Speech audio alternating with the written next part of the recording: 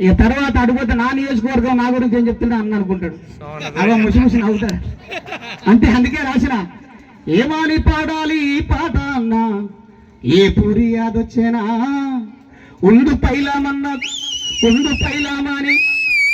పైలమని చెప్పిన కోదారి పైలము సంతోషి గుర్తొచ్చేనా ముక్కలైన బెల్లి లలితక్క పాట మదిల మెదులుతుందిరా చైతన్య పడితేతి చైతన్యక్క పాట చరణాలు యాదొచ్చేనా సారమ్మ కోయిల పాటతో గుర్తింపు నాకొచ్చేనా గిద్దెగలముతోటి జనాలందరినీ సప్పట్లు గుర్తించాను.